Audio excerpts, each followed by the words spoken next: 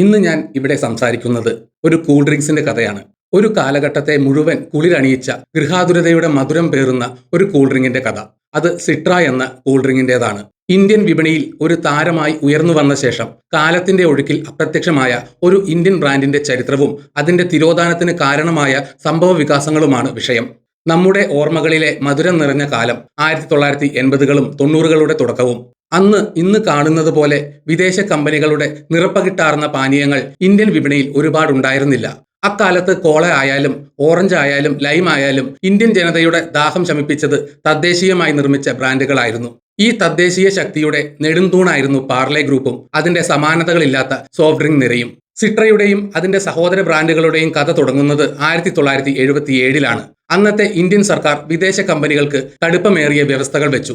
Foreign exchange regulation act പ്രകാരം വിദേശ കമ്പനികൾ തങ്ങളുടെ ഓഹരി പങ്കാളിത്തം കുറയ്ക്കണമെന്നും ഉൽപ്പന്നങ്ങളുടെ ഫോർമുല രാജ്യത്തിന് കൈമാറണമെന്നും ആവശ്യപ്പെട്ടു. ഇത് അംഗീകരിക്കാൻ അന്നത്തെ വിപണിയിലെ രാജാക്കന്മാരായ കൊക്കക്കോള തയ്യാറായില്ല. അങ്ങനെ ഇന്ത്യൻ വിപണിയിലെ തങ്ങളുടെ പ്ലാന്റുകൾ അടച്ചുപൂട്ടി കൊക്കക്കോള രാജ്യം വിട്ടുപോയി. രാജ്യത്തെ സോഫ്റ്റ് ഡ്രിങ്ക് വിപണിയിൽ ഒരു വലിയ ശൂന്യതയാണ് ഇതോടെ രൂപപ്പെട്ടത്. ഈ ശൂന്യതയിലേക്ക് കടന്നു വന്നവരിൽ ഏറ്റവും പ്രധാനപ്പെട്ടവരായിരുന്നു പാർലെ എക്സ്പോർട്സ് ഉടമ രമേശ് ചൗഹാനും അദ്ദേഹത്തിന്റെ ടീമും. കൊക്കക്കോള ഒഴിഞ്ഞു പോയതോടെ ഇന്ത്യൻ ഉപഭോക്താക്കളുടെ ഇഷ്ടത്തിനനുസരിച്ച് പുതിയ പാനീയങ്ങൾ അവതരിപ്പിക്കാൻ രമേശ് ചൗഹാൻ തീരുമാനിച്ചു. അമേരിക്കൻ കോളകളുടെ രുചിക്ക് സമാനമായ ഒരു പാനീയം മുതൽ പ്രാദേശികമായി ഇഷ്ടപ്പെടുന്ന ലൈം ലെമൺ രുചികൾ വരെ അദ്ദേഹം വിപണിയിലെത്തിച്ചു. അങ്ങനെ ഇന്ത്യൻ സോഫ്റ്റ് ഡ്രിങ്ക് വിപണിയിൽ ചരിത്രം കുറിച്ച പഞ്ചരത്നങ്ങൾ പിറവിയെടുത്തു. തംസപ്പ് കോള വിഭാഗത്തിൽ, ലിംക ക്ലൗഡി ലെമൺ ലൈം വിഭാഗത്തിൽ, ഗോൾഡ് സ്പോട്ട് ഓറഞ്ച് വിഭാഗത്തിൽ, മാസ മാമ്പഴച്ചാറ് പാനീയങ്ങളുടെ വിഭാഗത്തിൽ, സിട്ര ക്ലിയർ ലെമൺ ലൈം വിഭാഗത്തിൽ. ഈ 5 ബ്രാൻഡുകളിലായി പാർലെ ഇന്ത്യൻ സോഫ്റ്റ് ഡ്രിങ്ക് വിപണിയുടെ സിംഹഭാഗവും കൈയടക്കി. 1980കളോടെ വിപണിയുടെ 80% പാർലെ ഗ്രൂപ്പിന്റെ നിയന്ത്രണത്തിലായി. തംസപ്പ് ടേസ്റ്റ് ഓഫ് തണ്ടർ എന്ന മുദ്രാവാക്യവുമായി യുവാക്കളെ ആകർഷിച്ചപ്പോൾ ലിംക അതിന്റെ പുളിരസം കൊണ്ട് പ്രശസ്തമായി. എന്നാൽ സിട്രയുടെ സ്ഥാനം ഇവയിൽ നിന്നെല്ലാം അല്പം വ്യത്യസ്തമായിരുന്നു. സിട്ര ഒരു ക്ലിയർ ലെമൺ ലൈം ഡ്രിങ്ക് ആയിരുന്നു. അതായത് ഇതിന് പ്രത്യേക നിറമുണ്ടായിരുന്നില്ല. ഒരു സാധാരണ സോഡാവെള്ളം പോലെയായിരുന്നു. ക്രിസ്റ്റൽ ക്ലിയർ നാരങ്ങ രുചി തേടിയിരുന്ന ഉപഭോക്താക്കൾക്കിടയിൽ സിട്ര വളരെ വേഗം പ്രശസ്തനായി. വിപണിയിൽ ലിംകയും സിട്രയും തമ്മിൽ ഒരു ആരോഗ്യകരമായ മത്സരം നിലനിന്നിരുന്നു. ലിംക അല്പം മങ്ങിയ നിറത്തിലായിരുന്നപ്പോൾ സിട്ര തിളക്കമുള്ള നിറത്തിലായിരുന്നു. അതുകൊണ്ട് തന്നെ ചില മേഖലകളിൽ, പ്രത്യേകിച്ച് വടക്കേ ഇന്ത്യയിലെ ചില ഭാഗങ്ങളിലും നഗരപ്രദേശങ്ങളിലും സിട്രയ്ക്ക് വലിയ സ്വാധീനം ചെലുത്താൻ കഴിഞ്ഞു. ഇന്ത്യൻ റെയിൽവേയുടെ ക്യാന്റീനുകളിലും നഗരങ്ങളിലെ ചെറിയ ഹോട്ടലുകളിലും സിട്ര ഒരു സ്ഥിരം സാന്നിധ്യമായിരുന്നു.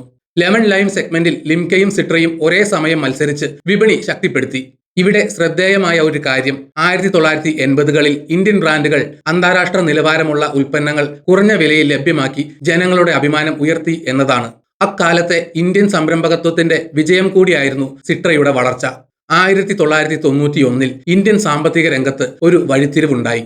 അന്നത്തെ പ്രധാനമന്ത്രിയായിരുന്ന PV നരസിംഹറാവുവിന്റെയും ധനമന്ത്രിയായിരുന്ന ഡോക്ടർ മൻമോഹൻ സിംഗിന്റെയും നേതൃത്വത്തിൽ ഇന്ത്യ സാമ്പത്തിക ഉദാരവൽക്കരണം, ലിബറലൈസേഷൻ, പ്രൈവറ്റൈസേഷൻ, ഗ്ലോബലൈസേഷൻ എന്നിവ നടപ്പിലാക്കി.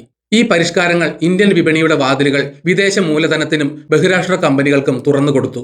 ഇതോടെ കൊക്കക്കോള, പെപ്സിക്കോ പോലുള്ള വമ്പന്മാർക്ക് വീണ്ടും ഇന്ത്യയിലേക്ക് പ്രവേശിക്കാൻ അവസരം ലഭിച്ചു.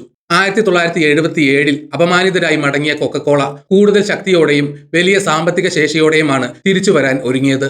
വിദേശ കമ്പനികളുടെ ഈ തിരിച്ചുവരവ് പാർലെ പോലുള്ള തദ്ദേശീയ കമ്പനികൾക്ക് വലിയ വെല്ലുവിളിയായി മാറി. അതായത് 1991 ശേഷം ഇന്ത്യൻ കമ്പനികൾക്ക് 2 കാര്യങ്ങളെയാണ് ഒരേ സമയം നേരിടേണ്ടി വന്നത്.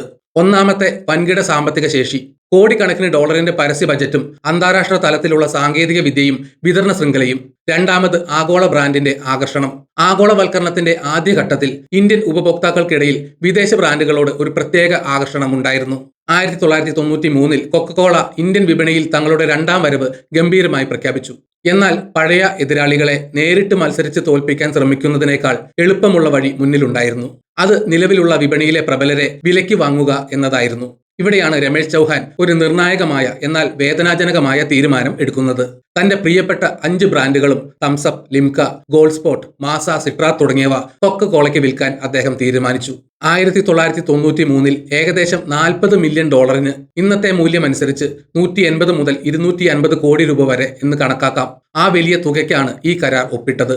ഈ തീരുമാനത്തിന് പിന്നിൽ രമേശ് ചൗഹാൻ പ്രധാനമായും പറഞ്ഞ കാരണം വിതരണ ശൃംഖലയുടെ വെല്ലുവിളിയാണ്. തന്റെ ബ്രാൻഡുകൾക്ക് വലിയ ജനപ്രിയം ഉണ്ടായിരുന്നിട്ടും കോടിക്കണക്കിന് ഡോളർ പരസ്യത്തിനും രാജ്യമെമ്പാടും വ്യാപിപ്പിക്കേണ്ട വിതരണ ശൃംഖല, പ്ലാന്റുകളുടെ നവീകരണം എന്നിവയ്ക്കായി ചെലവഴിക്കാൻ പാർലെയ്ക്ക് കഴിഞ്ഞിരുന്നില്ല. വലിയൊരു വിദേശ കമ്പനിയുമായി മത്സരിച്ച് അതിജീവിക്കാൻ ഒരു പ്രാദേശിക കമ്പനിക്ക് അതിന്റെ എല്ലാ വിഭവങ്ങളും ഹോമിക്കേണ്ടി വരുമെന്ന തിരിച്ചറിവ് അദ്ദേഹത്തിനുണ്ടായിരുന്നു. ചൗഹാൻ പിന്നീട് പറഞ്ഞത് ഇങ്ങനെയാണ്: ഈ ബ്രാൻഡുകൾ കൊക്കക്കോളയ്ക്ക് വിൽക്കുക വഴി എന്റെ ബ്രാൻഡുകൾക്ക് ഒരു അന്താരാഷ്ട്ര നിലവാരം ലഭിച്ചു. എനിക്ക് മത്സരരംഗത്ത് തുടരാൻ സാധിക്കുമായിരുന്നില്ല. അതിനുവേണ്ട പണവും വിഭവങ്ങളും ഞങ്ങൾക്കില്ലായിരുന്നു. പാർലെ ബ്രാൻഡുകൾ വാങ്ങിയതിലൂടെ കൊക്കക്കോളയുടെ ലക്ഷ്യം വ്യക്തമായിരുന്നു: ഇന്ത്യൻ വിപണിയിലെ മത്സരത്തെ ഒറ്റയടിക്ക് ഇല്ലാതാക്കുക. കൊക്കക്കോളയ്ക്ക് ആഗോളതലത്തിൽ ശക്തമായ ഒരു ഉൽപ്പന്ന നിരയുണ്ടായിരുന്നു. തങ്ങളുടെ ആഗോള ബ്രാൻഡുകൾക്ക് ഇന്ത്യയിൽ സ്ഥാനമുറപ്പിക്കാൻ തദ്ദേശീയമായി മത്സരം സൃഷ്ടിക്കുന്ന ബ്രാൻഡുകളെ ഒഴിവാക്കേണ്ടത് അവരുടെ തന്ത്രമായിരുന്നു. ഇവിടെയാണ് സിട്രയുടെയും ഗോൾഡ് സ്പോട്ടിന്റെയും വിധി നിർണ്ണയിക്കപ്പെട്ടത്. കൊക്കക്കോളയുടെ കൈവശമുള്ള ആഗോള ബ്രാൻഡുകൾക്ക് ഭീഷണിയാകാൻ സാധ്യതയുള്ള പാർലെ ബ്രാൻഡുകളെ അവർ പതിയെ വിപണിയിൽ നിന്ന് പിൻവലിക്കാൻ തുടങ്ങി. കൊക്കക്കോള തങ്ങളുടെ പ്രധാന ബ്രാൻഡായ കൊക്കക്കോള വിൽക്കാൻ തുടങ്ങി. അതോടൊപ്പം തംസപ്പിനെ നിലനിർത്തി. കാരണം തംസപ്പിന്റെ രുചിക്ക് തങ്ങളുടെ ആഗോള ഉൽപ്പന്നങ്ങളുമായി വ്യത്യാസമുണ്ടായിരുന്നു. മാത്രമല്ല അതിന് വലിയ ആരാധക പിന്തുണയും ഉണ്ടായിരുന്നു. ഗോൾഡ് സ്പോട്ടിനെ ഒഴിവാക്കി അതിന് പകരമായി തങ്ങളുടെ ആഗോള ഓറഞ്ച് ബ്രാൻഡായ ഫാന്റയെ വിപണിയിൽ സജ്ജമാക്കി. ക്ലിയർ ലെമൺ ലൈം വിഭാഗത്തിൽ സിട്രയുടെ വിധി ഇതിലും ദയനീയമായിരുന്നു. കൊക്കക്കോളയുടെ ആഗോള ലെമൺ ലൈം ബ്രാൻഡ് സ്പ്രൈറ്റ് ആയിരുന്നു. സിട്രയും സ്പ്രൈറ്റും ഒരേ വിഭാഗത്തിൽപ്പെട്ട ഉൽപ്പന്നങ്ങളായിരുന്നു. സിട്രയെ നിലനിർത്തുന്നത് സ്പ്രൈറ്റിന് തന്നെ വെല്ലുവിളിയാകുമെന്ന് കൊക്കക്കോള തിരിച്ചറിഞ്ഞു.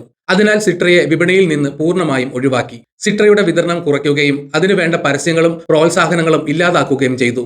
ഉപഭോക്താക്കൾ പതിയെ സിട്രയെ മറന്നു. വിപണിയിൽ സ്പ്രൈറ്റ് അതിന്റെ ഇടം പിടിച്ചെടുത്തു. ചില റിപ്പോർട്ടുകൾ സൂചിപ്പിക്കുന്നത് കൊക്കക്കോള സിട്രയെ ഒഴിവാക്കുന്നതിന് മുമ്പ് കുറച്ചുകാലം അതിന്റെ ഫോർമുലയും വിതരണവും ഉപയോഗിച്ചു. പിന്നീട് സ്പ്രൈറ്റ് പൂർണ്ണമായും വിപണിയിൽ ആധിപത്യം സ്ഥാപിച്ചു എന്നുറപ്പായപ്പോൾ സിട്രയെ പൂർണ്ണമായി നിർത്തലാക്കി.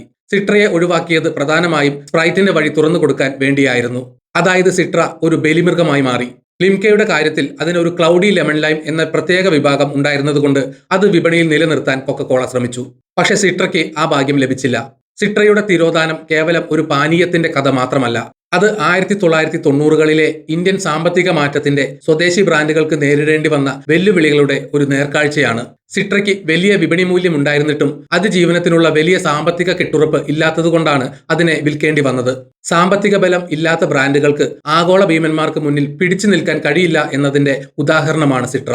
കൊക്കക്കോള സിട്രയെ വാങ്ങിയത് വിൽക്കാനായിരുന്നില്ല, മറിച്ച് കൊല്ലാനായിരുന്നു. അതായത് ബൈ ടു കിൽ. എതിരാളിയുടെ ഏറ്റവും ശക്തമായ ആയുധം വാങ്ങി നശിപ്പിച്ച ശേഷം സ്വന്തം ആയുധം, അതായത് സ്പ്രൈറ്റ്, വിപണിയിൽ പ്രയോഗിക്കുക എന്ന തന്ത്രം അവർ വിജയിപ്പിച്ചു.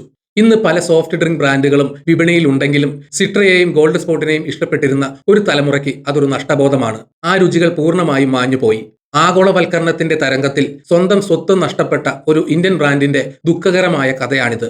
എങ്കിലും സിട്രയുടെ രുചി മനസ്സിൽ സൂക്ഷിക്കുന്ന ഒരു തലമുറ ഇന്നും നമുക്കിടയിലുണ്ട്. ഈ വീഡിയോ ഇവിടെ വെച്ച് നിർത്തുന്നു. മറ്റൊരു വീഡിയോയുമായി വീണ്ടും കാണാം. ജയ് ഹിന്ദ്.